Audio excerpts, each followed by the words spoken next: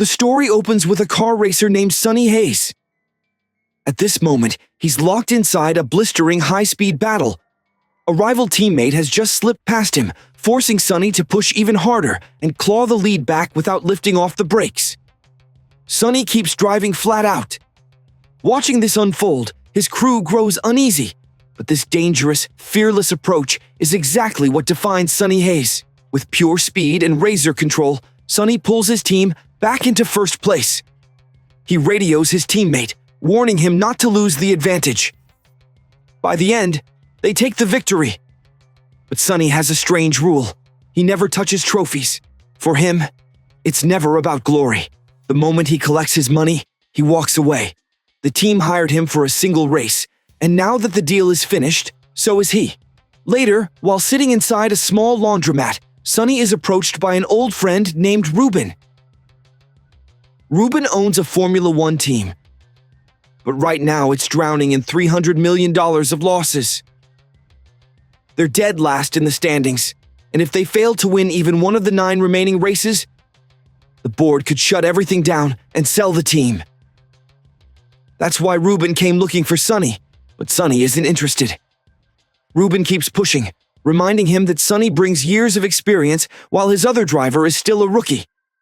Together, Ruben insists they could be unstoppable.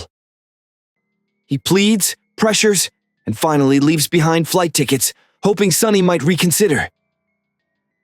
The story now shifts to Ruben's rookie driver, Joshua Pierce. He's busy running laps around the track. Once he finishes, the crew begins inspecting the car, searching for weaknesses and areas that need improvement. The technical director, Kate, asks Joshua for feedback, but despite being behind the wheel, he can't offer anything useful. Moments later, Joshua's manager pulls him aside, warning that if this team collapses, everything could fall apart. Joshua now has to prove he's truly elite, or his Formula One career could end before it ever begins. And at that exact moment, Sonny Hayes walks into the garage. Ruben is thrilled to see him, but the rest of the team looks confused. Ruben announces that Sonny is here for a trial run, and instantly, tension fills the room. Not even the team principal supports the decision. Sonny calmly responds, "Give me Joshua's lap time as my target. If I'm even 1 second slower, I'll leave on my own."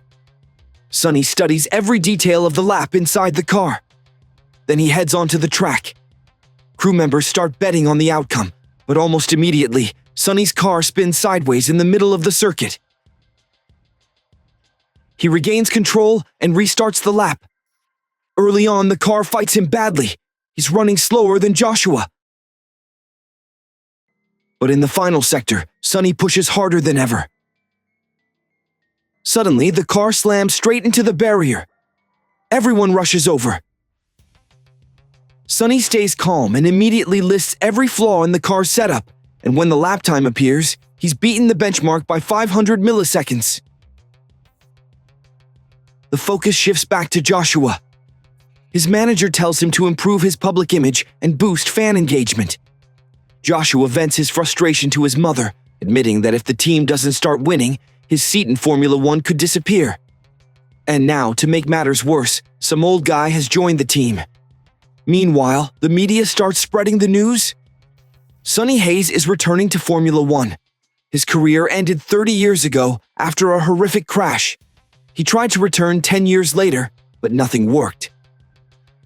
At one point, Sonny even drove a taxi in New York City. Now he's joining a team that has never once finished inside the top 10 in its entire history.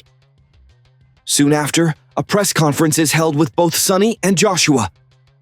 Joshua sarcastically tells reporters that the team is now giving chances to old men. The questions shift to Sonny, digging into his personal life, his past as a gambler, and his 3 failed marriages. None lasted. Soon, the time arrives for the season's first race. Sonny arrives at the circuit even before Joshua. Meanwhile, Joshua's mother insists he apologize for what he said at the press conference.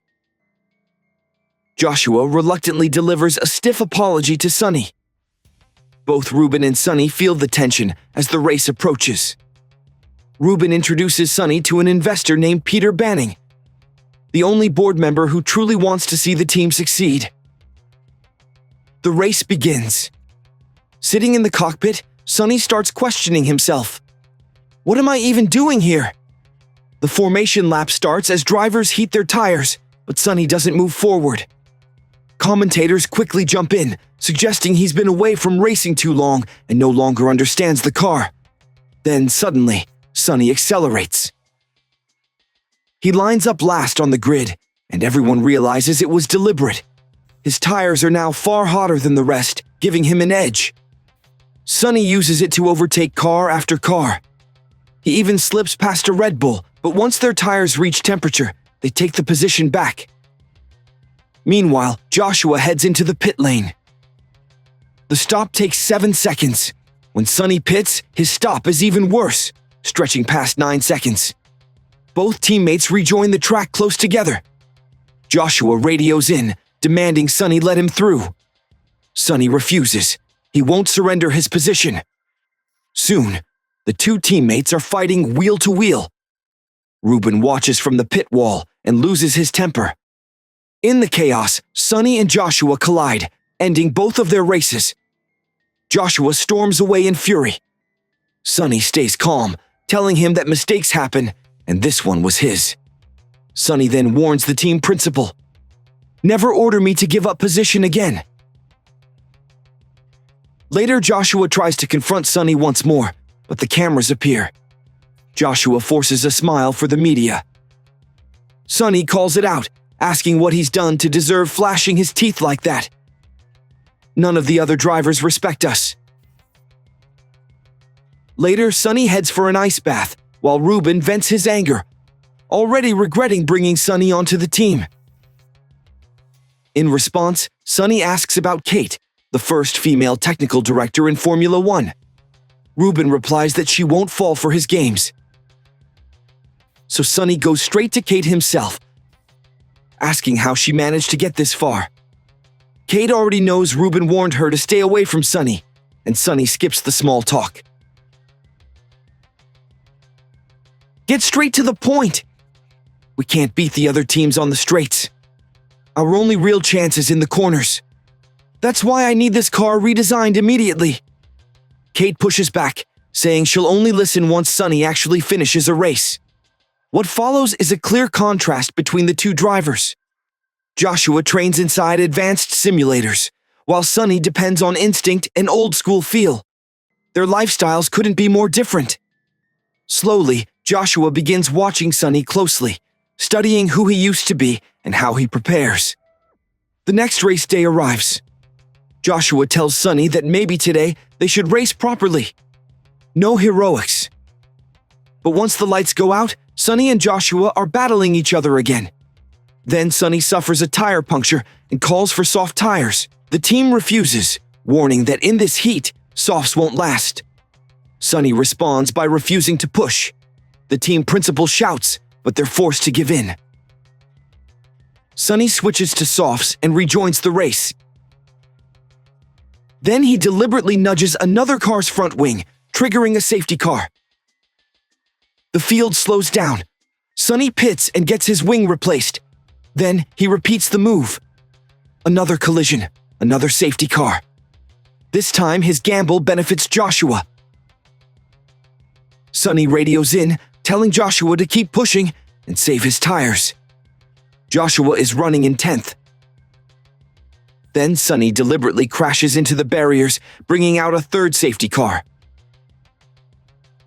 This gives Joshua the perfect window. If his pit stop is under 3 seconds, he can stay in 10th place. It works. Joshua exits the pit still in P10, the first top 10 finish in the team's history. The garage erupts in celebration, but Sonny turns to Joshua and tells him not to get carried away over finishing 10th. Sonny reminds Kate about their agreement, and this time, she listens. The story moves to the Italian Grand Prix. Sonny explains the plan. Everyone will be watching me, my reckless driving. That's how Joshua wins. The race begins with completely different tactics. Sonny starts working the field, helping Joshua climb position after position. His main focus is Max Verstappen. By slowing him down strategically, Sonny allows Joshua to rise all the way to fourth. Then, the weather shifts. Rain begins falling over the circuit. Drivers rush for wet tires, but Joshua stays out and pushes himself up into second. So Sonny locks onto Verstappen again, planning to hold him back long enough to cycle Joshua into the lead after the pit stops. Sonny exits ahead and deliberately slows him. But the rules force him to eventually let Verstappen through. Joshua arrives right behind them, and Sonny sets the move perfectly. He tells Joshua to wait for the straight and stay patient. Joshua ignores him and attacks too early. The result is a violent crash. Sonny immediately stops, runs to the burning wreck, and pulls Joshua free. Joshua is rushed to the hospital. His mother confronts Sonny in rage, demanding to know why he pushed her son into such danger. She refuses to hear any explanation and warns Sonny never to let it happen again. Sonny faces the media as accusations fly, blaming him for the crash. Meanwhile, Joshua watches from home, knowing he'll miss the next 3 races. During his absence, Kate begins upgrading the car, and Sonny rallies the crew for what he calls Plan C combat. In the next race, Sonny finishes 9th. Then he improves to 7th. As Joshua recovers, the entire crew pushes harder than ever. Soon, Sonny delivers a 5th-place finish.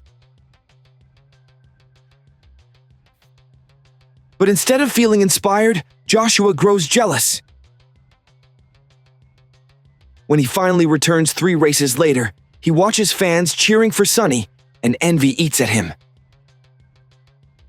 On track, Joshua drives aggressively, hunting Sonny down.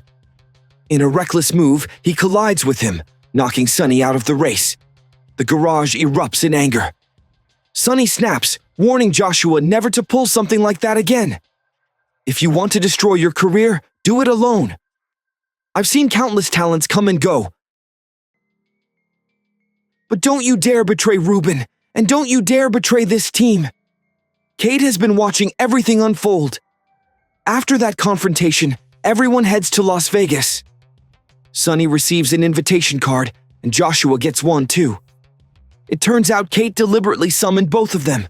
She warns that all of them will be out on the streets if they don't pull off a miracle. Kate decides to settle who the number 1 driver will be with a game of poker. As they play, she forces both Sonny and Joshua to speak honestly about their issues. Sonny advises Joshua to step away from social media and ignore the noise. Joshua wins the game and walks off to attend a sponsor's party.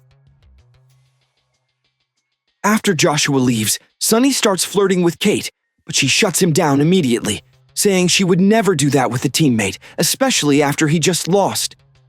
That's when Sonny reveals his hand and shows he actually won the game. Later that night, Sonny wakes from a nightmare about his crash. He and Kate step onto the balcony and talk. Sonny opens up about his past. When he was younger, he was lightning fast, destined to be the next Formula 1 champion. Then, one crash destroyed everything. He lost his career, his future, and his love for racing. Eventually, he started driving again, any car he could find.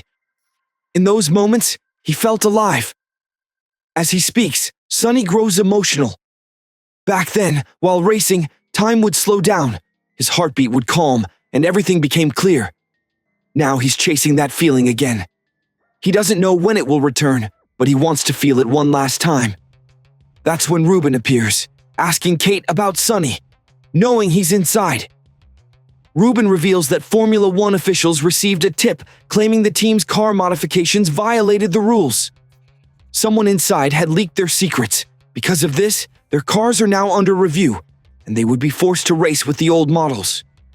Ruben is furious, insisting they haven't broken a single rule. Everything was pre-approved. The race begins with all odds stacked against them. Sonny doesn't even have his lucky cards with him this time. He drives recklessly, ignoring instructions from the crew, and because of his extreme speed, Sonny suffers a brutal accident. He is rushed to the hospital. Ruben comes to his side and asks why they even risk this sport. Then he shows Sonny his medical reports. Sonny has a fractured neck and, due to a severe head injury, risks vision loss, paralysis, or death. But these aren't new findings. The reports are from 30 years ago, meaning Sonny should never have been racing again in the first place. Ruben finally gives up. He tells Sonny that as of today, he's no longer part of the team. Joshua, who overhears this from outside, walks away and immediately resumes non-stop practice. Meanwhile, an investor named Peter visits Sonny. Peter explains that the team was on the verge of collapsing, but Sonny's arrival sparked interest from multiple buyers. Peter makes a proposal.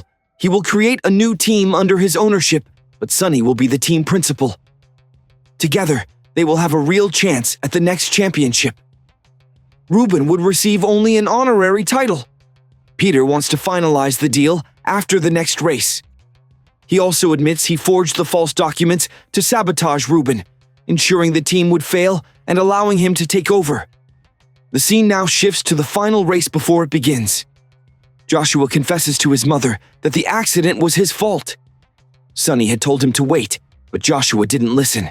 Joshua also dismisses his manager, telling him that all the media drama is just noise. He only wants to focus on racing.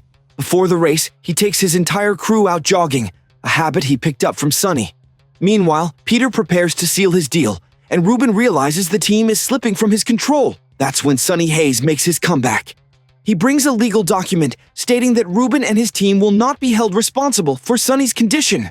Ruben dismisses the paper, saying it doesn't matter, but Sonny refuses to back down. Even if it kills him, he will race. Then comes the good news. The previously modified cars are reinstated, as the alleged rule violations are proven to be based on forged documents. Peter is shocked to see Sonny back on track. The final race of the season begins. During the race, Sonny feels a jolt in his body, but ignores it and keeps pushing. As always, his main job is to slow down the race leaders so Joshua can take the lead. Without a single tire change, Joshua manages to climb into first place. But soon, Max Verstappen and Charles Leclerc overtake him. This forces Joshua to finally pit for new tires to regain his position. Sonny slows a Ferrari emerging from the pit lane. Now Joshua and Sonny are running in third and fourth, while other drivers still have pit stops to make. Joshua jumps back into first. All he has to do is hold the lead, but his tires are now older than the competition's. Ferrari and Mercedes are pressing hard, and Joshua will eventually have to pit again. Ruben begins to lose hope, but then George Russell collides with Sonny. When Ruben sees it, he calls it a miracle. The race is red flagged, temporarily stopped. This allows all cars to make repairs. More importantly, both Joshua and Sonny receive fresh tires. Now they can challenge the front again. But the collision also raises a question. Did Sonny cause it deliberately? After review, the decision favors Sonny. No penalties are applied. The race restarts. Hamilton is in first, Leclerc in second, and Joshua and Sonny in third and fourth, now with fresh tires. Once more, Sonny helps Joshua push forward through the field. They leave Leclerc behind. Now only Lewis Hamilton stands between them and victory. To pass him, someone must make a sacrifice, and Sonny chooses to do it. He slows Hamilton, giving Joshua the chance to take the lead. But Hamilton fights back, overtakes Sonny, and starts challenging Joshua for first. In the ensuing battle, Hamilton and Joshua collide, forcing both out of the race. That leaves Sonny in first place. In that moment, he finally feels the calm he has been chasing all along. He flies down the track like lightning. Sonny crosses the finish line and fulfills his long-held dream. Everyone erupts in joy. Joshua is happy too. Ruben secures 3 more years with the team. Peter's plan fails completely. Even after winning the race, Sonny refuses to touch the trophy. He simply says goodbye to Kate and walks away from everything. His deal is complete, and with that, his chapter comes to an end. And with that, friends, this story comes to a close. Tell us in the comments how you liked the explanation, And don't forget to like the video and subscribe to the channel.